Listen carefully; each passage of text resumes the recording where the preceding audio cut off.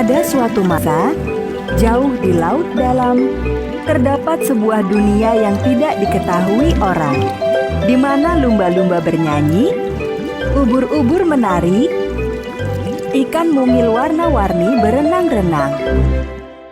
Di laut dalam ini, terdapatlah kerajaan laut yang megah.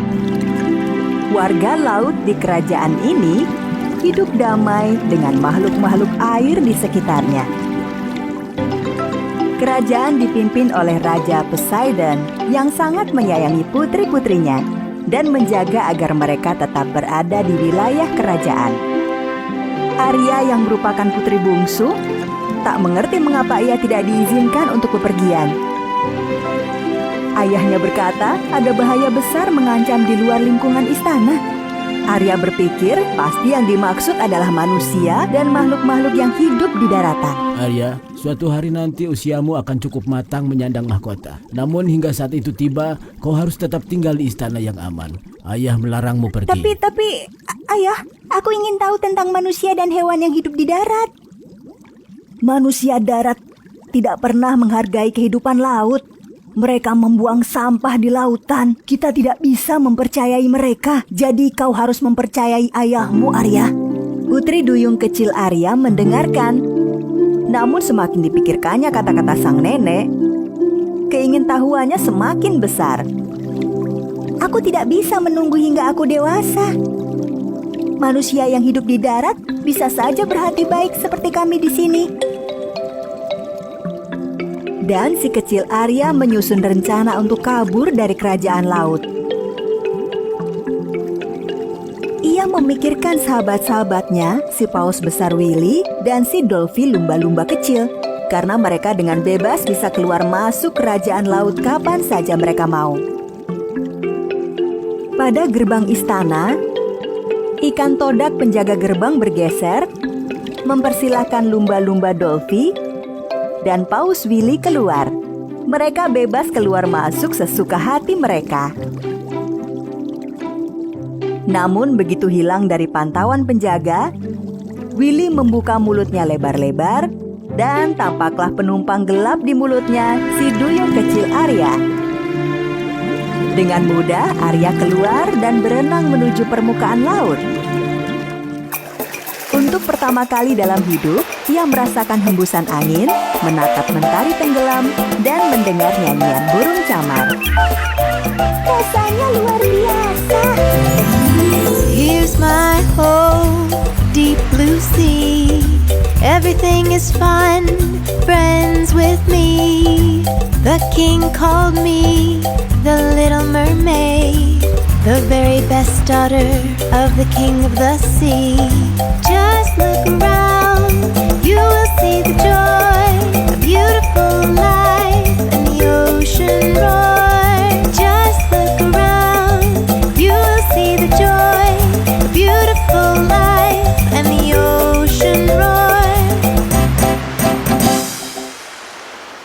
Di saat yang sama, Arya mendengar suara musik dari seberang lautan.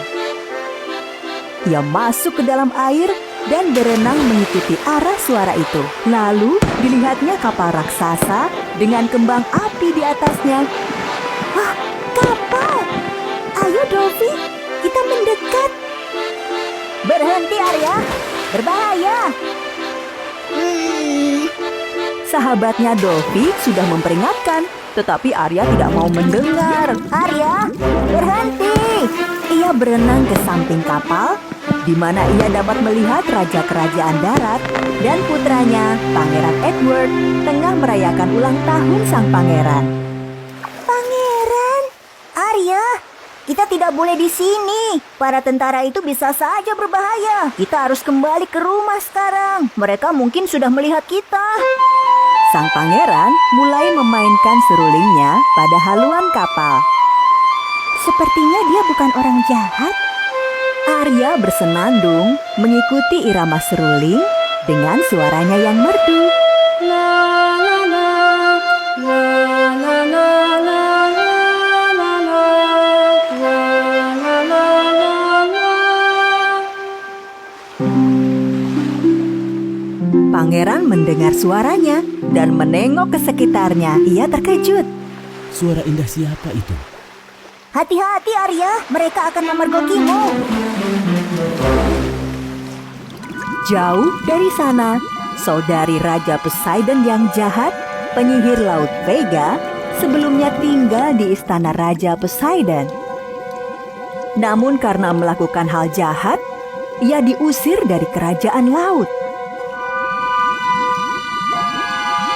Tibalah saatnya Putri Raja Poseidon dan seorang manusia. Kukirim guru, badai dan kilat, gelombang besar untuk membalikan kapal dan menenggelamkan pangeran.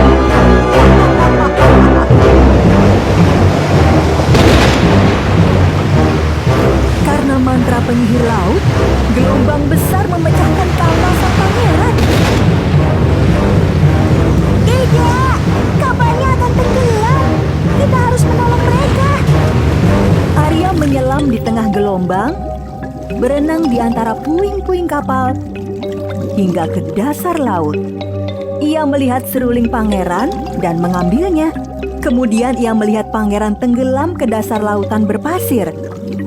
Diraihnya tangan pangeran dan berenang secepat mungkin menuju ke daratan. Bangunlah! Ayo bangunlah! Perlahan-lahan pangeran siuman dan terkejut karena masih hidup. Kau masih hidup! Dan dilihatnya putri duyung cantik berambut merah di sampingnya. Arya mendengar suara anjing menggonggong dan tersadar ia berada di daratan. Lalu segera terjun kembali ke dalam air. Raja, para prajurit dan seorang wanita muda tengah mencari sang pangeran, berharap menemukannya di pantai. Seorang gadis menyelamatkanku. Ayah, aku tidak melihat wajahnya, tapi aku merasa pernah mendengar suaranya. Sementara itu di lautan, Arya kembali ke kerajaan laut. Ia masih menggenggam seruling pangeran dan terus berpikir betapa tampannya dia. Ayahnya tengah mencari dirinya. Ketika dilihatnya seruling itu, ayahnya tahu bahwa Arya baru saja pergi ke permukaan laut. Ayah sudah ingatkan kau Arya. Kau tidak mau mendengar dan malah bepergian keluar dari istana. Kau seharusnya sabar menunggu.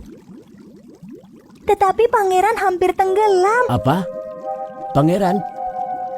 Kau tinggalkan perlindungan istana Arya. Kau harusnya percaya pada ayah sehingga ayah bisa melindungimu dari bahaya. Ayah melarangmu pergi keluar dari kerajaan laut. Raja Poseidon pergi meninggalkannya. Beliau sangat kecewa dan mengkhawatirkan kondisi batin putrinya. Namun Arya bersikeras bertemu dengan pangeran kembali. Dan ia melakukan kesalahan besar.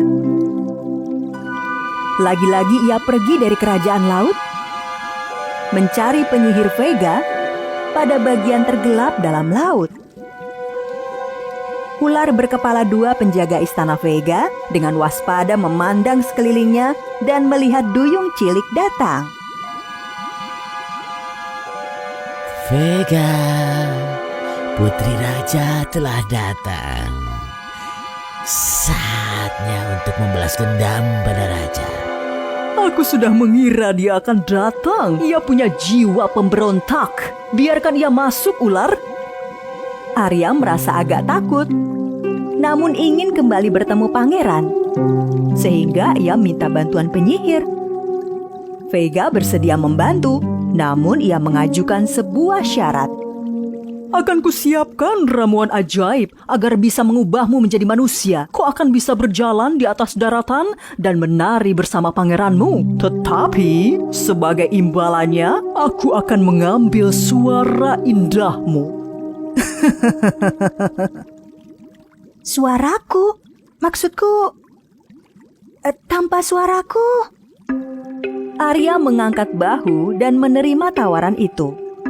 Sebab ia bebal dan batinnya menginginkan jatuh cinta pada pangeran.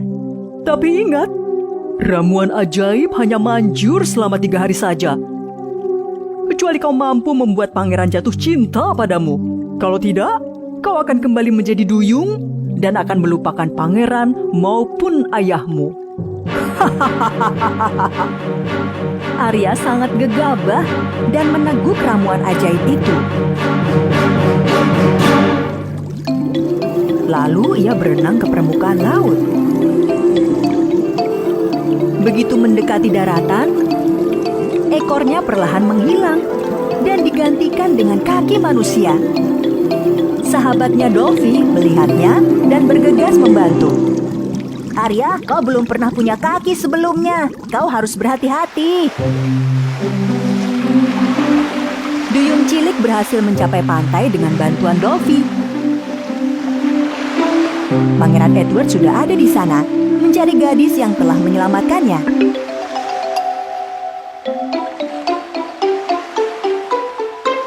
Kau sepertinya tidak asing.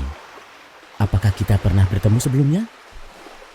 Arya yang tidak memiliki suara lagi, hanya mengangguk dan mengembalikan seruling pada pangeran. Ya, kita pernah bertemu. Kau pasti adalah gadis yang telah menyelamatkanku. Dan suara yang kudengar kala bermain seruling di dek kapal. Siapa namamu? Arya berusaha menjelaskan apa yang telah terjadi padanya. Oh, kau tidak bisa berbicara? Namun ia tidak mampu berbicara.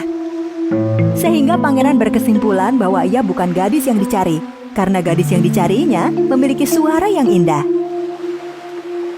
Namun dia tetap ingin menolong gadis malang itu, sehingga dibawanya ke istana.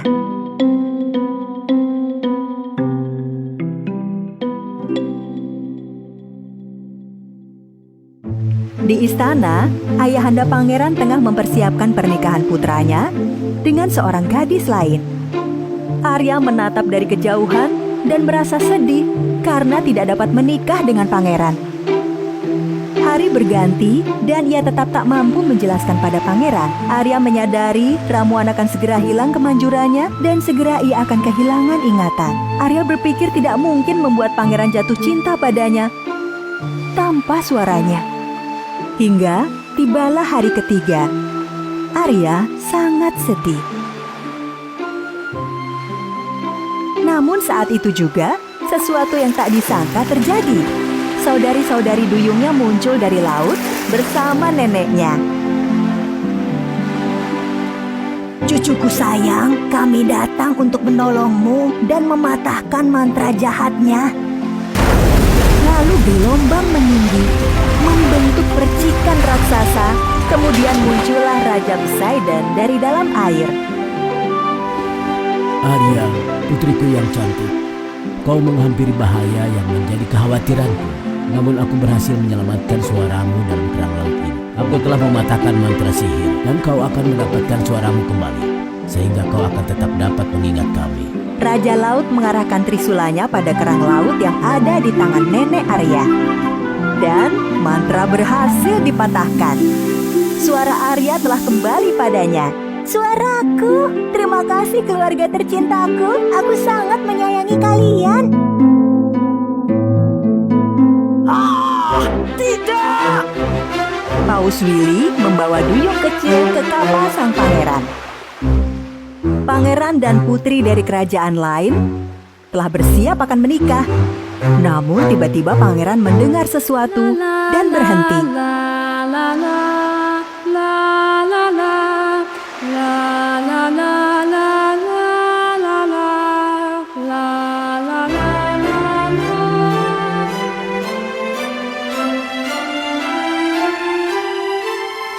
Itu Arya yang telah mendapatkan suaranya kembali.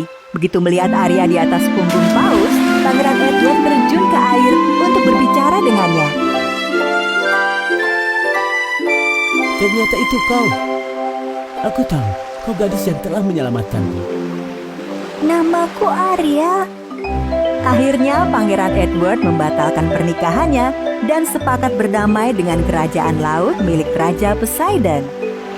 Arya merupakan putri duyung pertama yang belajar untuk hidup di darat sebagai manusia dan sekaligus menjadi putri duyung di lautan.